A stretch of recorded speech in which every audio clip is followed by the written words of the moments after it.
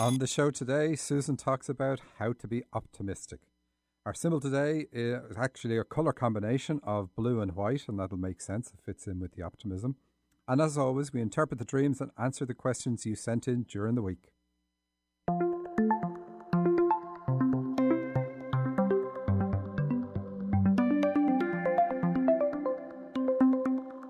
Welcome to So You Think You're Awake, the show about dreams, guidance and healing. I'm Michael Sheridan, and with me in studio is Heidi Brooke, our resident medium. Hello. And Susan Pullen, our resident healer and life coach. Is there such a thing as a resident healer and life coach? There is here. She's the host of Susan's Corner in the show. We were talking about that. Thanks to everyone who sent dreams to RadioShow at dream-analysis.com. Please continue to send them in, as we always need them for the show. You can always jump the queue, and everybody's starting to do that now, and call us on 425-373-5527, and we will analyse your dream, connect with your guides for advice, or you can call with questions for Susan about healing and changing old life patterns. That's it. Susan, you're going to talk about optimism after the break, and it's really prompted by dreams that we've gotten in, actually, quite recently. So Yeah. we will do those dreams too. So anything else going on? No, nobody anything to report. Oh, you've got a class coming up that's this right. weekend. I knew there was It's a good something. thing you asked. Yeah. There's a dream class Saturday and Sunday in Seattle. It's an in-person one. $350 for the 2 days, 10 to 5, Saturday and Sunday. And it'll be the last one for a little while because I'm going to be focusing on getting the new online course ready.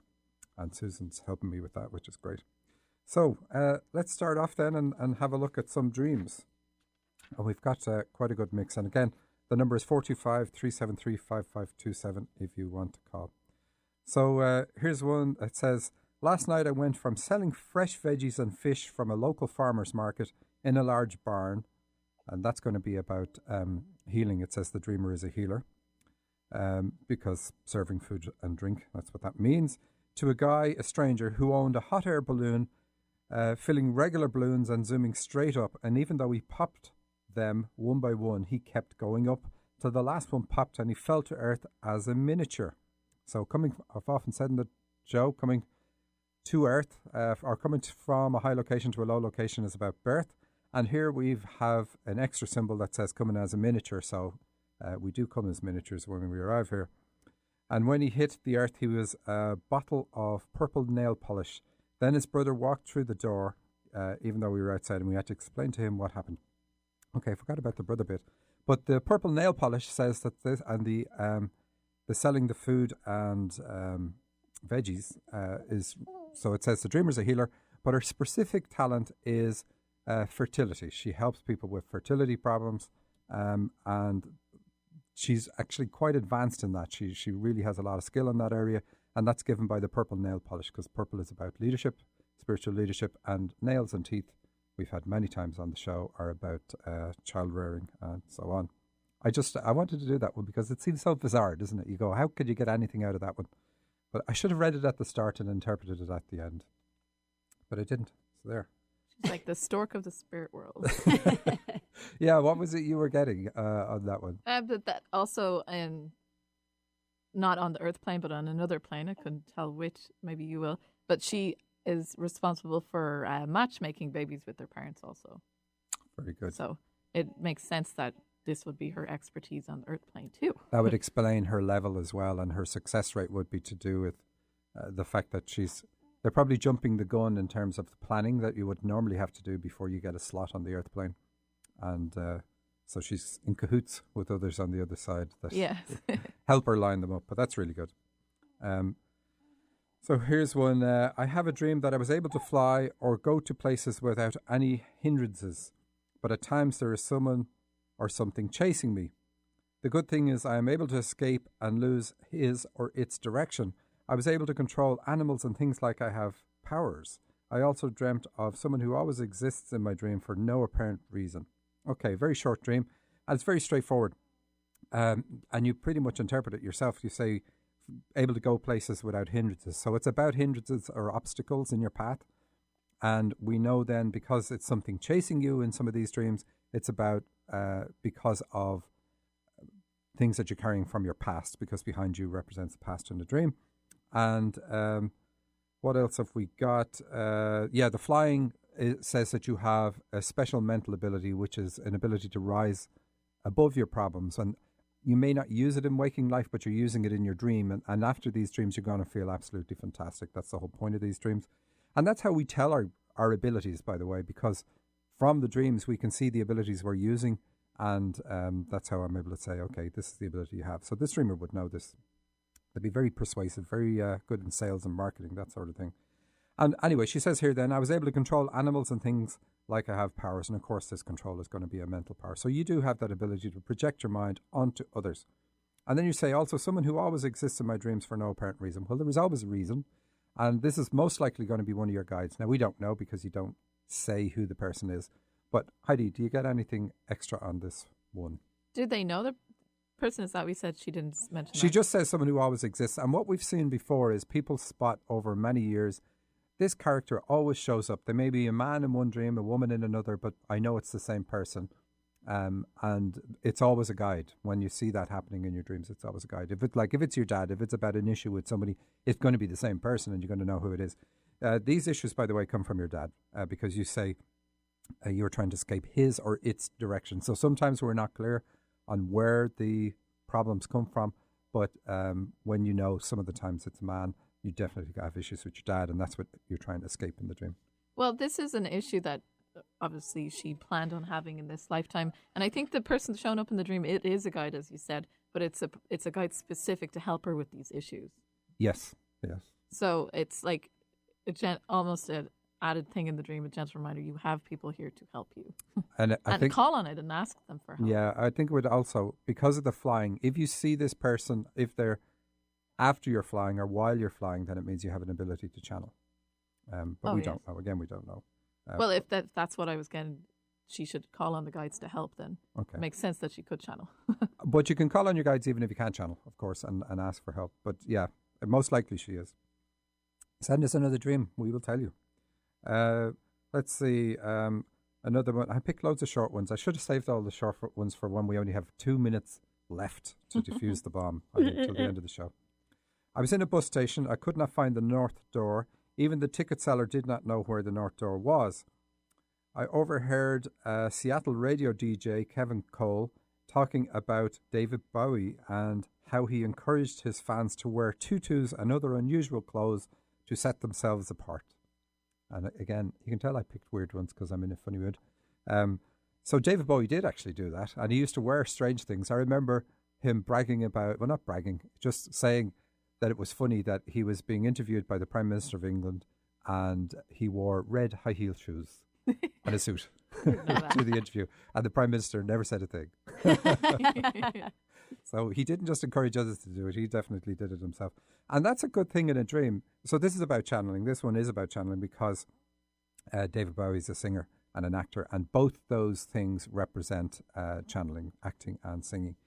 So you've got that ability, but you're being encouraged by your guide, because David Bowie is representing your guide here.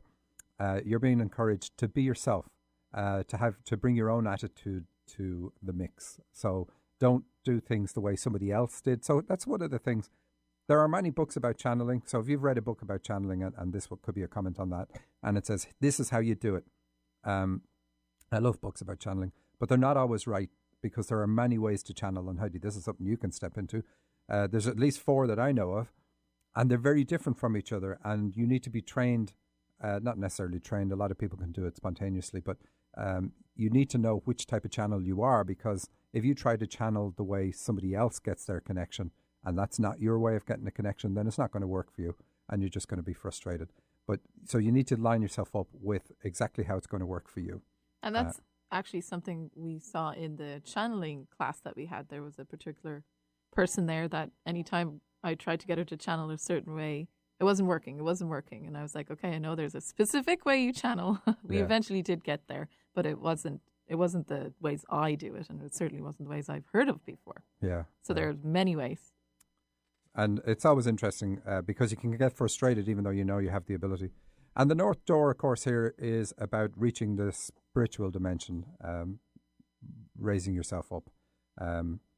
And what else have we got? The ticket seller did not know the way. So somebody is selling you on a way of channeling that isn't working for you. That's what I would take from that.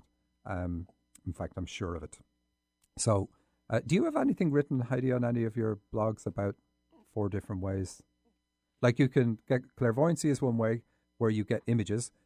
Clairaudience is another way where you hear your guides.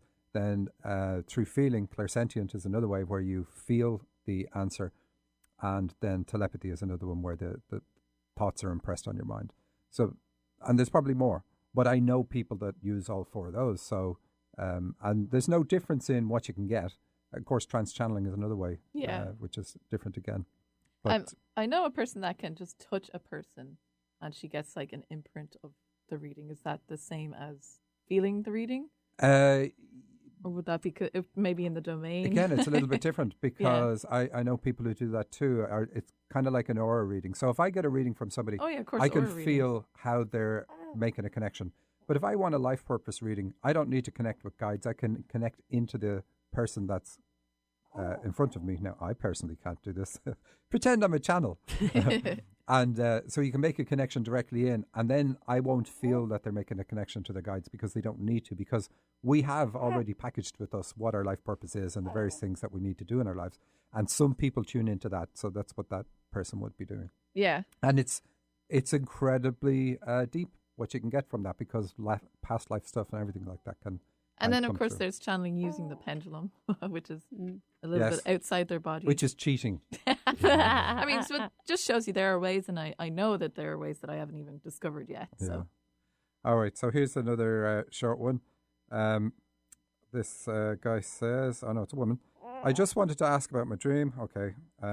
My sister, who passed away 3 years ago in my dream, were always hanging out together and having fun. And we were so close when she was alive, but months before she died, we had an argument, and we hadn't talked for a long while until she was gone. And then it really hurt me that I didn't have time to say sorry. So Sadie wants to speak on this one too. So it's sad to read a dream like this, but so what you're getting in the dream, because you're hanging out in the dreams, it's saying that this is what you need. You need to realize that your sister, from where she is, she still hangs out with you. And indeed, at nighttime, when your soul leaves your body, you're still going to be hanging out with her. There's no problem with that whatsoever. What people have difficulty with is the memory of those nightly activities. People who have flying dreams, they can remember those. In fact, that's what the flying is about in the dream. It's going to the astral plane. So here it's saying that everything is cool as far as your sister is concerned, but then there probably is something about the way this happened, and I'm looking at Heidi now, who's got to pull the mic back. What about the fact that she feels hurt because she didn't get to say sorry? Is there anything that you get on that? Well, just that her sister's here and she's asking her to let go of that. Okay. And, I'm getting some other information, but I feel it's personal to say over the airways. Okay, well, we will write to Joan. But they do, as we said before, they do connect with you in your dreams, and this is definitely something. She's constantly around her, and it plagues her that it haunts her sister. So this is something that's affecting both of them in a way. Yeah. Okay. I see I have a dream repeated here. Okay, we have. Shall I do the tidal wave now, or do you want to save it for the next segment, Susan? Let's hang on to that one. Okay. So skipping ahead, because I'm looking at the time. Yeah. And there are some dreams that I definitely want to do. Can dream symbols be unique to the person? Absolutely. And that's the biggest problem with interpreting dreams. But the advantage you have when you study dream analysis is you learn what a lot of symbols can mean. So symbols have an archetypal meaning, and that means like a universal consciousness type of meaning to a particular symbol. And if you can easily have a personal association though that changes that. So France, for instance, would be about sexual liberation, because that's where the sexual revolution started. And doesn't matter how much people fight you on that one, you usually see from the same dreamer, if they've got France, they're going to have other things that are about that. Now, if you've If you're born in France, then it's completely different. Or if you've been to France and you had a terrific holiday or you did something there, that's what you think of when you have France in a dream, then it completely changes. So yes, we do change it. But the beauty about looking at a dream is there will be other symbols in the dream. So there's usually up to 4 symbols that will say, this is the subject matter. It's about your heart, or it's about your digestive system, or it's about your special ability. And so when you see one that doesn't fit, or that is normally, say, about spiritual healing, then you will look for others in the same dream that says, okay, I now have 4 symbols here that I know it's definitely about spiritual healing. And we do this on the show all the time. I'll read one out and say, this is about healing. And then at a later point, I'll go, there's another symbol for it, and there's another symbol for it. So this is the best thing that best way we can look at our dreams. But yes, we can override the general meaning of symbols without any difficulty whatsoever. And we do. So that's what makes it tricky and makes it a fun challenge, I should say, and keeps me in a job. So looking at the time, we're going to take a break and be back in a moment.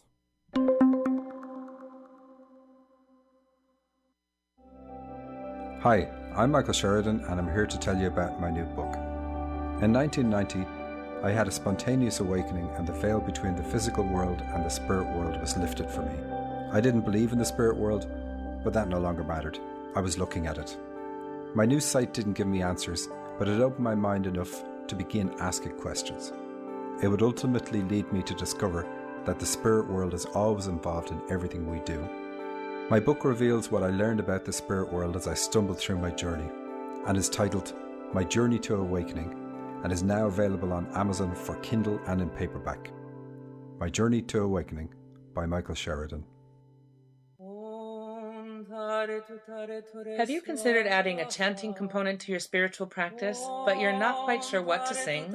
Or when you start singing, sometimes your throat starts hurting. I would love to help. Please join me, Nadia Tarnowski, for an open chanting class that will begin on Thursday, February 11th at 7:30 p.m. Classes will meet every other Thursday. Please come whenever you feel called. Go to www.sacredcompassion.com for more information. All are welcome. Hello, this is Heidi. How can I help you? You tell me. You're the psychic. That's not how it works. I am a medium. I connect to your spirit guides and loved ones and pass on their messages to you. So why did I call? Use the force, Heidi. Look, I can get answers to any questions you ask. That's not a problem. They can be about anything: relationships, career, children, finances, anything. Anything? Okay. What's my favorite color? Dave, your mom says you're being childish. For readings with Heidi, go to angelsontheline.com. How clear is your vision for your life? Are you living on purpose, bringing your dreams to reality? I can help you to hear the quiet voice of your heart, guiding you in the right direction. I'm Susan Pullen with True Radiance Healing Arts. Let's talk about how you can create the life you want and be the person you were born to be. Contact me today at true-radiance.com. No shirt, no shoes? No problem. Come as you are. Alternative Talk, 1150 AM. Welcome back to So You Think You're Awake with Michael Sheridan, Heidi Brooke and Susan Pullen. Our show is about dreams, guidance and healing. Our phone number is 425-373-5527 if you have a dream-related question, or you want to connect with your guides for advice, or you can call with questions for Susan about healing and changing old patterns in your life. Once again, the number is 425-373-5527. So our symbol today is blue and white, the colour combination blue and white, which we will cover in the course of doing a dream. When am I allowed to do this dream, Susan? Now, this is the perfect excellent. time. I have permission. And it's called Blue Tidal Wave. And it's fairly short, but she says, I'm with a group of people from work, and we were on a beautiful sunny beach, perfect weather and setting. Awesome. It's an American, you can tell. I'm watching the waves come in, and I notice that we are going to have a huge tidal wave. I'm watching it as it approaches and see that it is really beautiful. The top of the wave has lots of really white foam, and water is the most incredible blue. I'm just watching and not having any fears or concerns about how big it is or that it is going to hit the beach. I'm in total awe at the beauty of it. I wake up just before the wave hits the beach. And even reading that dream, and I said to the dreamer, I can't believe you're looking at a tidal wave in a dream and saying it's beautiful because it's going to cause devastation. And she kept saying, but it was beautiful. It's like, okay. Yeah. That's like admiring the bullet that's coming for your head. So it's clearly about, it's the work situation because she's with people from work. And the dream is telling her, despite a calamity that's coming her way in work, I mean, you don't even really need to interpret it. If I said there's a tidal wave going to hit your place of work, you already know what that means. So despite a calamity that's going to hit work, you're being asked to stay positive. That's really important for you. Stay positive. Keep your spiritual approach. So using your spiritual approach which is what the beach is about. Stay positive despite all this, all these things that are going to hit the fan around you in your place of work. And hopefully then so blue and white, why does it mean that? Because blue is about philosophy of life, and any color you see with blue, it asks you to add to it. Well, if it's a positive color, and white in this context is a positive color. So here it's asking you to add white, which is hope, faith, and confidence, asking you to add that to your philosophy of life. So it says basically, so things have probably already been going badly at work, not necessarily for you, but for people around you. And this is distressing you. And the dream is saying, look, despite all this that's going on, we want you to retain a positive attitude. So add hope, faith, and confidence to your philosophy of life. So we know that you currently don't have that. Otherwise, you wouldn't have the dream saying, please add it. And that's how it works. And Michael, you didn't mention like a dark shade of blue. No, and that would be the same thing. So dreams either show you the way you are, or they show you how you need to change. So, or what you need to be, your potential for change. So a dark shade of blue, navy, would say the exact same thing, except saying it negatively. So if I say to you, I would like you to have a lighter philosophy of life, well, you can only have a lighter one if it's already low or negative. It's the same as me saying you have a negative philosophy of life. So the dark blue is going to be about that, saying that you have fears when it comes to philosophy of life and expectation of things. So yeah, they both mean the same thing. But even the fact that it picks the more positive way of showing it is reflective of what the dream wants her to do. Look at the glass half full. So I love this dream because I think there's a lot in it that kind of ties in with what I wanted to say about developing optimism for ourselves. Which, we all know people who are just naturally more optimistic. But it's also a skill and attitude that we can develop. And I know it comes up a lot in dreams. Probably a lot of you out there have had dreams with the color blue in it. So, well, we have some dreams that we may get to after this segment that are quite depressing. And this is one of the people that we're putting this segment on for. If we get to them, you'll see them. But it's still interesting to see how dreams can be so specific. Yeah. So I wanted to pull in a little bit of research, if that's all right, from Martin Seligman. He's done a lot of research on learned optimism. So he said, pessimists, I had found over the last 2 decades, are up to 8 times more likely to become depressed when bad things happen. They do worse at school, sports, and most jobs than their talents augur. They have worse physical health and shorter lives. They have rockier interpersonal relations, and they lose American presidential elections to their more optimistic opponents. So there are a lot of reasons why dreams would encourage you not to be a pessimist. Oh, absolutely. And it's, I've said it before, my partner's into the law of attraction. And it's all about that. If you expect bad things to happen, it's like you're sending an invitation off, saying, please let bad things happen. And the reverse is also true. Yeah. So, oftentimes in dreams on the show, we talk about what the dreams are telling you. And so this is one of the segments where we wanted to offer you some tools about, okay, my dream is telling me to be more optimistic, but how do I actually do that? So I have a handful of suggestions so you can try out to develop a more positive outlook on life. The first one is to limit the time that you spend with other people who have a negative outlook and complain. I think we've all like been with people who they're kind of a downer, right? Like or if you hang out with a colleague at work who complains a lot, pretty soon you can feel pretty hopeless about the situation at work. So just be sensitive to the people that you have around you, the company you keep, because it really does influence the way we think and the way we feel. But is it okay to not hang around your children? Oh, sorry. Right. That's why I said avoid or limit, because sometimes, I have a family member too, but we all have those people in our lives that sometimes you can't. You have to maintain that relationship. So there it is. Let's see. So for some people, reading something inspirational is helpful, and it doesn't need to be something like schmoopy, mushy, sweet.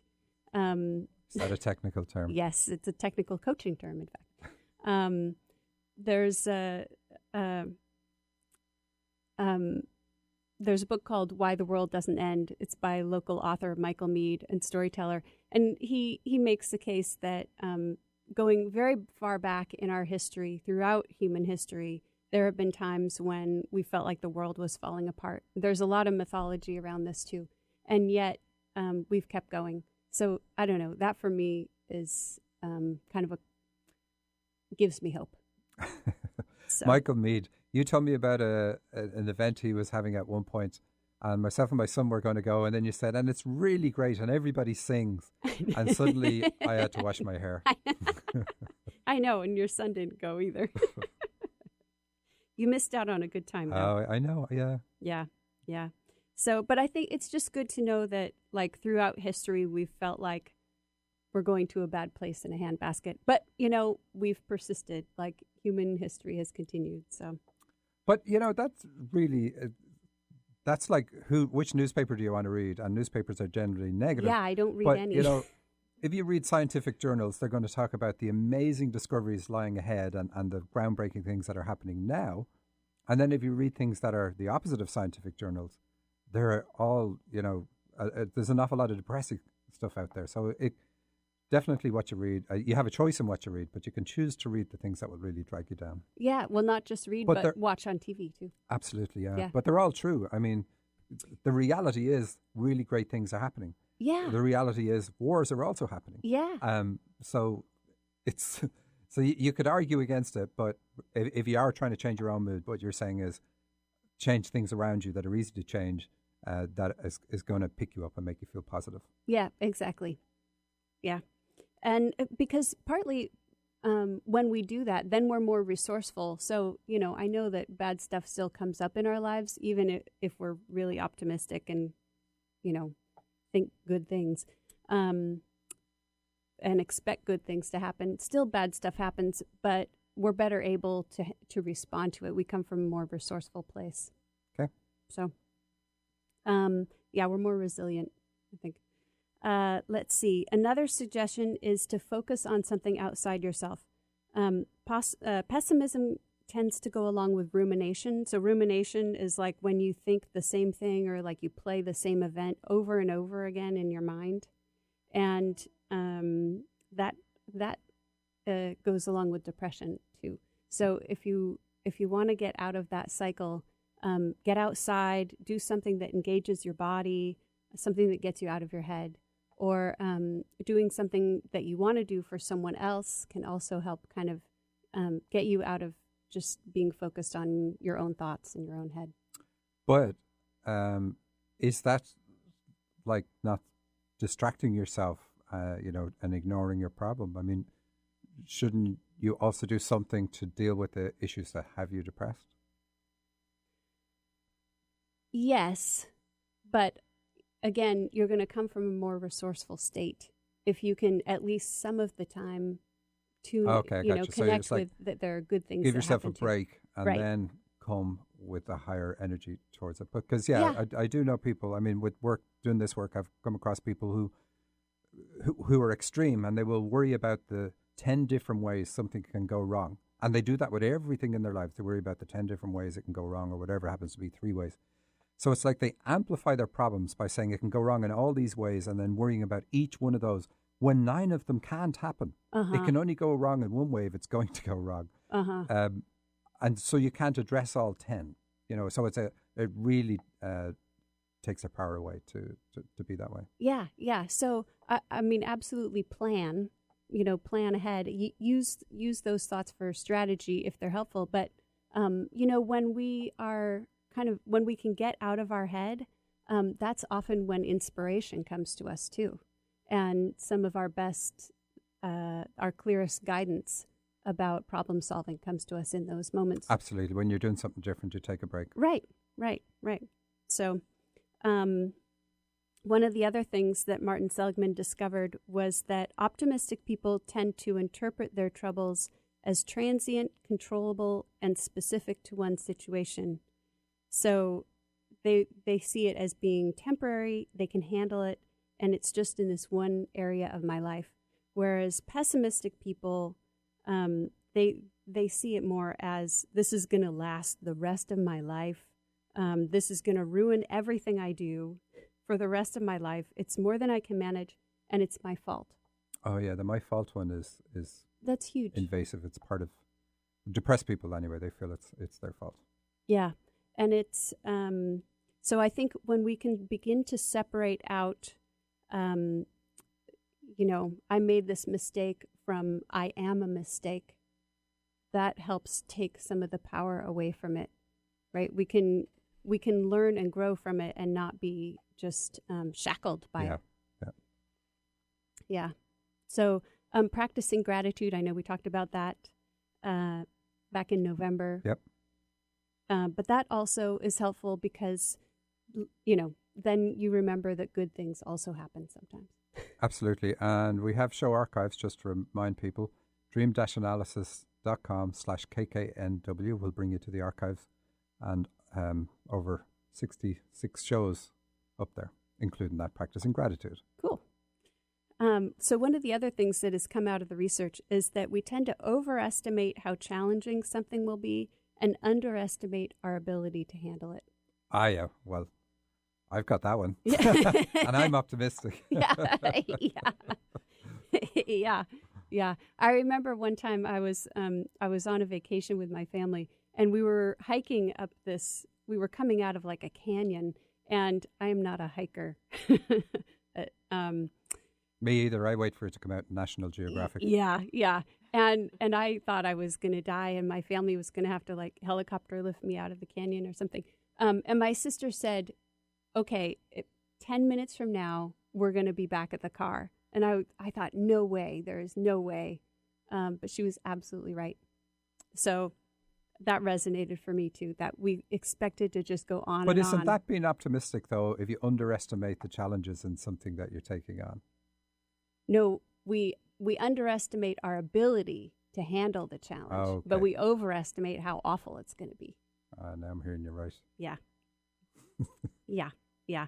So, and again, like when something doesn't go the way you wanted, get really specific about what you learned from it, what you might try to do differently next time, and focus on seeing it, focus on the skills, the abilities, and the external factors that were involved, the things that you can control, even your attitude, rather than something that's a reflection of who you are as a person.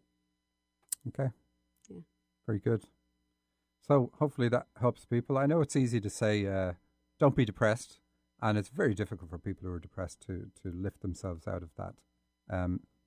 So it really does. It is one of those things that it does really help to have somebody who knows what they're doing, a therapist that can help you through that and pull you up. And I've seen people who've had years and years of depression finally escape it, and they really feel like they're only just starting their lives. And they don't look back and go, I'm miserable now because I used to be depressed, because that would still be being depressed. It's remarkable how invigorating it is when you can get beyond it. Mm-hmm. Mm-hmm. So I just want to say, Heidi said what the personal thing was for the other caller, and we're not going to say that. This is the one about dreaming about her sister all the time, whom she didn't speak to for a good while before she passed. And you said that her sister needs her to forgive her so that she can move on. So so that's all I'm going to say about it. You're going to say more to the dreamer when through email. Yeah. But that's an interesting one too then, that if we don't forgive ourselves for things, we can be holding back, giving people who've passed on a reason to stay back because they're so concerned for us.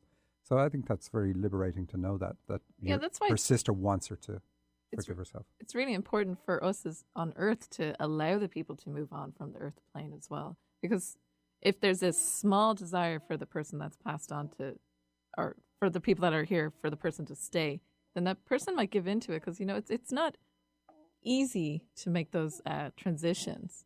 Yeah. But it is rewarding. Okay. All right. Well, looking at the time again, we're going to take another break and we'll be back with you in a moment.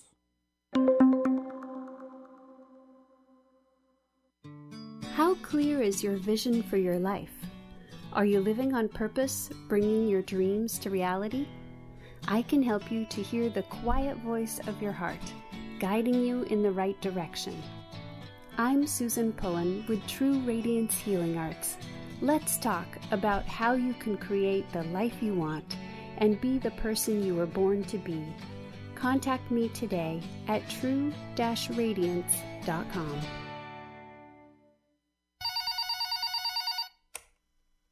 Hello, this is Heidi. How can I help you? You tell me. You're the psychic. That's not how it works. I am a medium. I connect to your spirit guides and loved ones and pass on their messages to you. So why did I call? Use the Force, Heidi. Look, I can get answers to any questions you ask. That's not a problem. They can be about anything: relationships, career, children, finances, anything. Anything? Okay. What's my favorite color? Dave, your mom says you're being childish. For readings with Heidi, go to angelsontheline.com. Hi, I'm Michael Sheridan and I'm here to tell you about my new book.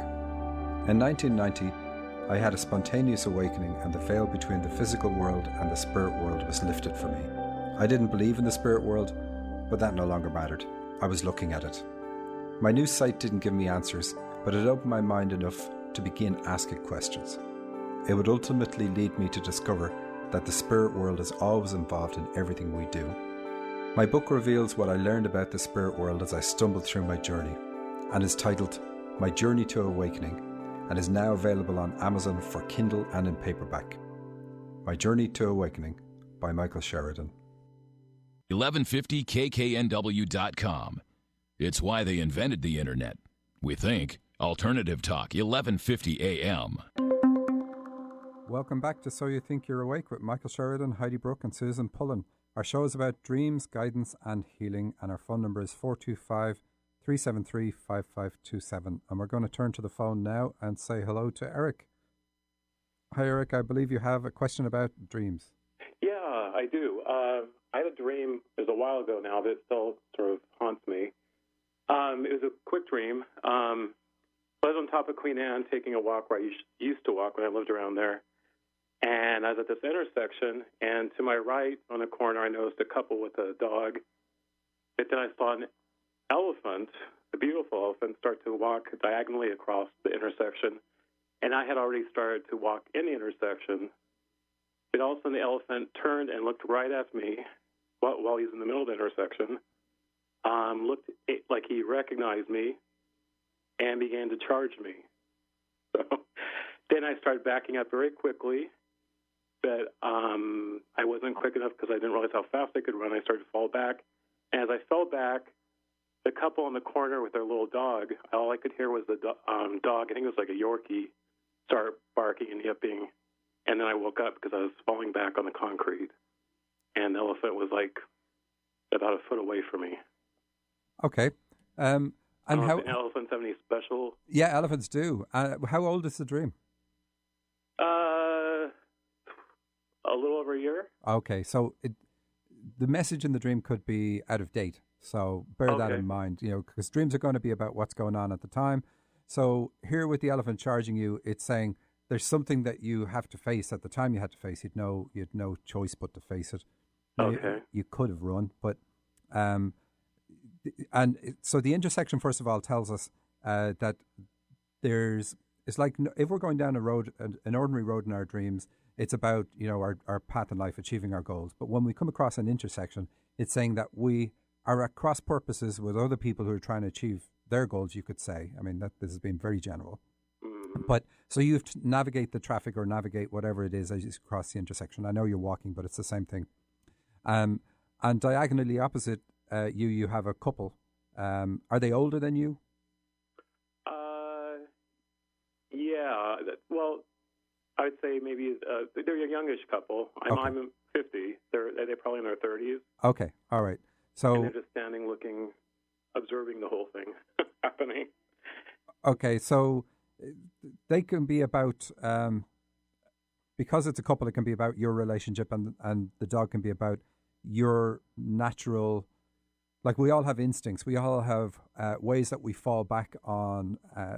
That we fall back into acting. Like we have animal instincts, and we quite often forget them. So that the dogs in dreams are usually a reminder that we have those, and we quite often override those with the way we are. Anyway, the elephant is the main thing that you want to find out about, and the elephant says that you're really sensitive, very, very sensitive, but you put on an outward appearance of having a really thick skin.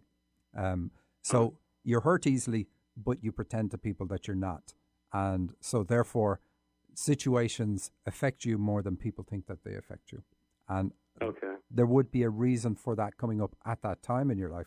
Maybe Heidi gets something else here. Did you have to make a difficult decision with the relationship at that time? No, not particularly, no. I was getting that it was around a relationship that you were having at the time. The dream is... Like a relationship that was conflicted, or... I would have thought a romantic relationship that you had to make a difficult decision in that.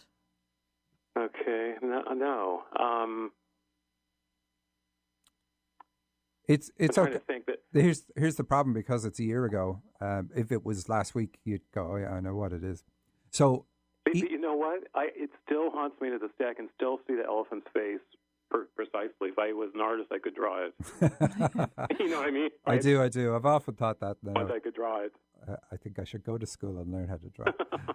But the elephant's a really interesting symbol, and the meaning comes from the fact that their skin is sensitive, and in fact that's why they're called pachyderms, so the skin is in the name. Okay. And they have to protect their skin. So the main symbology of the elephant is sensitivity? That you're super sensitive, but you put on an outward thick skin, or pretend to have an outward thick skin. All right. Okay. And to allow that, that's knowing that's well, you obviously know that's the way you are, but people, unless they listen to this show, they don't know that about you. Right. So, but it's just an interesting thing. So it would really though be a comment about what was going on at the time, though. So, even though it stuck with you, it's probably something similar is going to happen again if it stuck with you so much, because it's not so much the actual event, it's how the events affect you is what the dream is trying to get to, and it's trying to tell you that it's your sensitivity is why things get to you so much. And it's not that you want to suppress that sensitivity. There's going to be another reason why you have that sensitivity in your life. Some positive things, lots of positive things come from being that sensitive. And I've heard, yeah. You wouldn't. So I heard. You wouldn't sacrifice those, to become, immune to people's attacks. Okay. All right. Because I'm a Cancer, so Cancers are known for being sensitive. Hey, the two of us. So. All right. Okay. All right. Thanks for the call, Eric. Thank you very much. Cheers. Bye. Bye. So we're going to have a look at one of the dreams that prompted. So this is a series of two dreams. And let's see if I got the right one first. Yeah. I'm awake. I'm in a barn of a place. So this tells us it's about the elimination system, the colon. The rooms are very large. I'm in bed and I'm aware that I'm not alone. There's another person there with me. I hear a noise coming from outside, from a room outside. I'm also aware that it is cool, even chilly, not freezing cold. The place is dank, murky, and very dimly lit, which is also more symbols for the colon. I go through the door to the room next door. It's a big spacious area that I come into. There isn't any furniture that I'm aware of. It's also a dark, murky place. Again, colon again. The room is big. The largest area is in front of me. And as I move further into it, I see a big alcove around to my left. In it, there is a sort of paper stand made of wire, just like what you would see in a shop. It has what appears like lots of paper thrown on it. And this could be like newspaper, but anyway, paper. I'm still moving towards the noise and I can see stuff moving on the stand. I shout, "It's rats," and I go to kill and catch them. Now, we've already talked to this dreamer. The rats here in this dream are a warning. The dream is warning the dreamer about the potential to develop a serious illness with the colon. I have what appears to be a net on the end. So he's going in to kill the rats. That's great. That's what you want to do if you ever see a rat in your dreams. Rats can be about betrayal, but they're usually not. They can also be about cancer, rats and mice. So killing them in a dream is really, really good. I have what appears to be a net on the end of a long handle or stick, but I couldn't catch them. Although I could see movement, it was as though they were invisible. And that's not good. Then while I'm in the middle of this, I hear banging on a large wooden door, and wooden tells us also it's the illumination system, that I wasn't aware existed until now. It was on my right. It is a large wooden one, more like the type you would find to an outhouse or a shed barn in a farmyard. So the outhouse and shed barn, you can't argue anymore that this is not a warning about the colon. It was very weathered and seasoned in some places. It was worn. The door is pushed in, and I run to it. I notice that there aren't any locks. Okay, so that's enough of that one. So that dream in itself isn't too bad, because we all have dreams about this. We all actually develop cancers from time to time, or can. We have the potential. And our immune system spots the renegade cells, no problem, and deals with them. So it's absolutely doesn't mean anything to have dreams about cancer. I could pretty much guarantee everybody that you're going to have several of them throughout your life. When it matters is when you have dreams about cancer night after night after night after night for months. And still, of course, if you have a dream about it, I would advise you go to your doctor. But anyway, this is the dream from the same dreamer, same night, that makes this a serious dream. He says, let's see, where do we start? I'm with a group of friends, say 15 to 20. Excuse me. I feel it's the size of the group. There are these three who want to die, and they want us to kill them. Now, this wanting to die in a dream is not good at all. That death wish, along with the other dream about cancer, is the worst combination you're ever going to see in your dream. So this is why we're covering optimism. This and other dreams is why we're covering optimism today. We recoil in shock, and none of us want to help them. So they decide to do it themselves. They stand in front of us. I think that there are wooden posts behind them. They're about 10 feet apart, and I don't think that they are tied to the posts. The person in the middle swings a sword with their left hand and strikes the person on their left across the midriff. When the sword lands, it is then I become aware that they are silver in colour, and they appear to be like large cushions, rectangular in shape. I also notice that they don't have any facial features, and I'm not aware of them having heads. Okay, this part isn't really too important. It just does say, though, that the dreamer has a strong connection with his higher self, and needs to use that to overcome this. They just fold over when they are struck with the sword like a cushion. This is the people. Then the person on his right strikes him across the midriff, but they straighten up again after being struck. He then switches the sword to his right and strikes the person on his right across the midriff, while the person on his left now strikes him. So after this, it becomes a free-for-all. The person in the middle, I think, has two swords now and strikes the person on his left with a sword and slashes his legs, and it goes on. And eventually, the three people die. This continues until he pierces the person on his left. I'm skipping parts of the dream. Through the left side of their chest, and they do this to each other. They die. Now we're left with all their clothes, loads of clothes. I decide to let the bodies decompose, and this is important, let the bodies decompose. And instead of burying them in one specific area of the garden, this all takes place in the back garden of a house. I take the skeletons and I rotivate them into the soil so that they are scattered throughout the garden, so that if the cops come, it would make it much harder for them to locate any of the bodies. Then some time passes and a cop arrives.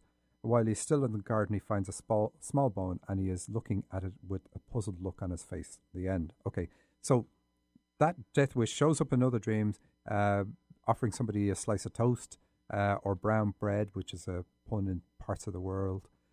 So there are various different ways it shows up. It's not very common in dreams. So it's like when somebody's given up on life, that's when the other issues that they have, like the potential to develop problems with the colon, to take them off the planet, that's when they become serious. And here he says, I decide to let the body decompose. And when I spoke to this person, he said, well, I got to the point where I had decided if anything happened that was serious, I just wasn't going to do anything about it. And he thinks at this stage, or he said at this stage, I'm feeling a lot better now. A few weeks have gone past, and this isn't an old dream. He says, a few weeks have gone past, and I feel better, and, I think I've turned the corner. And based on the first dream, which was the colon, because it was so bad, I said, have you had blood in your stool? He said, yes, I have. I said, if you go to a doctor, they're going to give you an all clear, but it's incorrect. And it's incorrect because of the fact that the rats are invisible. So this tells us somebody's not going to see the threat that exists. And he said, well, actually, I did go to the doctor just the other day and I was given the all clear. And the simple solution is to go back or get a different type of test done. And that's what he's doing now. And at the same time, we're working with them to look at the causes for this and help move them past it. So did you want to add anything on that, Heidi? Because I've already said some of the pieces you did add to that at the time. Just that it's essential, this is why you said we're focusing on optimism, because optimism is what is going to cure him. I mean, not go for any other medical treatments. They are necessary. But this is the thrill for life is what he needs to have back. Yeah. It's really important. So it's the same, though, in many dreams. Dreams will predict what's going to take you off the planet years and years in advance. But when you see a death wish beside them, then it's saying, okay, you're giving yourself months here because you've decided to participate in your own destruction. And it's understandable when you talk to this person. It's understandable to hear why he is in the stress state he's in, all the things that have happened. But we quite often don't realize how much our mind and mental attitude affects our health. And doctors will tell you that it's huge. For any serious conditions, they say the attitude you have facing the operation and after the operation are instrumental to you pulling through it very well. And studies have shown that time and again. Well, and the pessimistic people being 8 times more likely to have shorter lives than optimistic people. And I have a friend who had a heart attack, and he asked the doctors after he recovered from the heart attack, what way do people act after they have a heart attack, and particularly the people who do well. And they were saying, well, no, you need to focus on what you need to let go of. And this guy's very pragmatic. Was a counsellor when he worked. He was long retired. And he said, no, I want to know because I want to do everything they do. And he did that. And 15 years later, he's still with us. So it is, attitude is huge. It's one of the biggest tool sets you have. But it's one of the tool sets we quite often overlook. Yeah. So anybody want to sing among themselves while I look for another dream? No, I have another dream. Can I ask you a quick question about, you didn't talk about the hiding the bones from the police. Yeah, so he can channel. He used to channel years ago, and I don't know if he still does, but he told me he did. So he knows life has a spiritual purpose, and he knows what part of his purpose is, and he's decided to hide that. So it's like he doesn't want his guides catching him not following his path. But of course, they do. They do. And in fact, the next dream is a dream I had. So he sent me these dreams on the 20th of January when he had them to use on the show. And I didn't even look at them. I mean, we get a lot of dreams. We get them all to a particular email address, radioshow@dream-analysis.com. We always look at these, but I got these through a different route because I knew this person. And I forgot I got them. And then I had a dream about a week ago. And in this dream, it says I was where this person lived, and I was driving a car with him, and we were going through the town where he lived, and this authority figure said to us, even though we were driving past and not even driving slowly, he said I was going to get a $60 ticket for driving through, and I couldn't believe that. I was stunned. I drove a little further and pulled over. No cop car pursued me. I walked back to where the man was. He was already giving a $36 ticket to the person who had the last dreams. And I was thinking, there is no way I'm paying a $60 ticket because I didn't do anything. And that was really the clue. I didn't do anything. I didn't interpret his dreams. And 60 is about, like, you're on the dharmic path, so you need to stick with that. Do the service that you came here to do and interpret this person's dreams. The ticket was for use of services in the town, so the emphasis on services. I was thinking that there was no way he can prove I used any services, so it's all about service. Then I got a message on the phone from the young man. It was a video he'd taken covertly of me and this other dreamer queuing in a fast food place. So it was telling me even in the dream it's a problem with his colon. I was still thinking that he'll kill services in the town because nobody will use them if they're going to get a ticket for doing so. And I was sure shopkeepers would be livid if they knew. So it's all about me killing service. I'm the one that's not doing anything. Like even at the start of the dream saying, why am I getting a ticket? I'm doing nothing. So It's like, it's because you're doing nothing. So I didn't get a ticket in the end, but what I got really was a warning saying, look, you're on a path, you're on the Dharmic path, which is saying you're here to work in service to other people. So please do that. Anyway, we have run out of time, but I'm really happy with the dreams we did today and the segment we did on optimism. And that's our show. So remember, we have a class this weekend on dream interpretation in Seattle. It's an in-person one. Remember, you can get our contact details and archives of all previous shows on dream-analysis.com. Thanks to our producer and engineer, Eric Ryder. Thanks to Susan Pullen. Thanks to Heidi Brooke. Thanks for listening. Email your dreams to radioshow@dream-analysis.com. And until next week, we leave you with this quote. You are so free, you can choose bondage. And that's from Abraham Hicks. Thanks.